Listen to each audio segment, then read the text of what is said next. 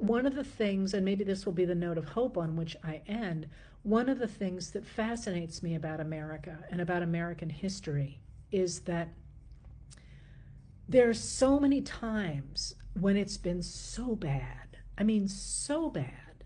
So, for example, you look at this moment in the United States, and, I just see Reconstruction, where a few KKK members and white supremacists managed to stop the 14th Amendment and essentially reduce an entire region, or two regions if you throw in the West, because they had their own caste system there.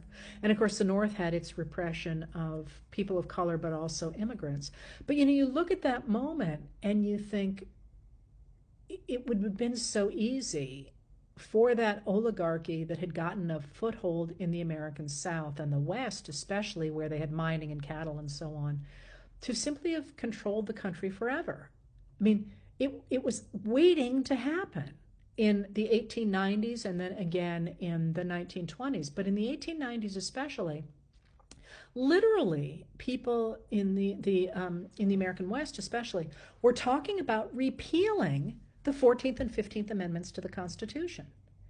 And you think about the fact that the only people who could vote were white men, and why didn't they go that way?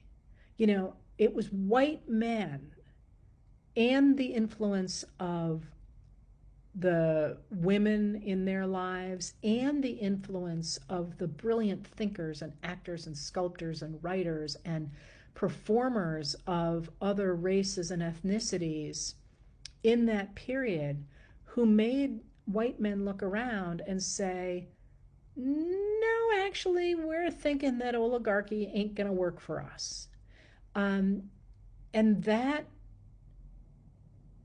excitement, that willingness to recommit to a democracy in which the government works for everybody, even people you don't like, as it has happened repeatedly throughout our history, I think is, I'm going to make a little bit of an inside joke here, but the greatest story ever told, which has also been said about Christianity, I would argue that democracy is the greatest story ever told.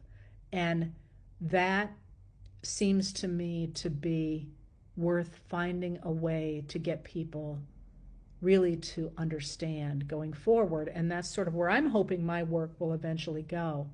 But all that to be said, I know you don't really care about that in this moment so much as about this election, and you're very worried about it. You are right to be worried. It's going to be a very tight election. It's an ugly election. But at the end of the day, what do you really think? Do you really think that our generation, that our lifetime is the one where Americans are going to say, nah, we're done? And I just don't think I think of Americans and people in general in that negative a fashion. I worry terribly that the Republicans will try and steal this election and may, in fact, have the pieces in place to do that.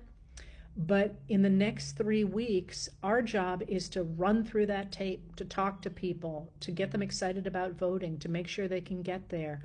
Because it's those people who aren't committed yet who are going to make the difference. And I don't think that given the opportunity to pay attention to this election for the first time, as many of them are, they're going to say, yeah, I want to be ruled by either a guy who is slurring his words and falling over on stage, or a Christian nationalist who is working with tech bros. I think what they'll say is, yeah, I'd like to have an effect on my future.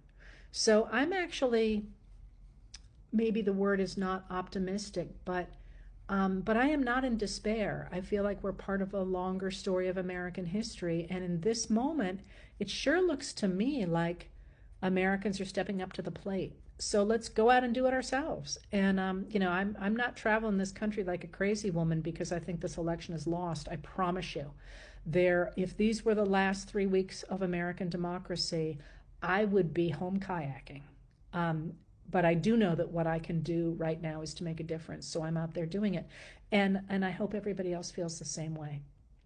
All right, I hope that was a good way to end. And I guess I got to go off to my event. I'll see some of you there, and I will talk to you soon. Thanks for being here. Sorry.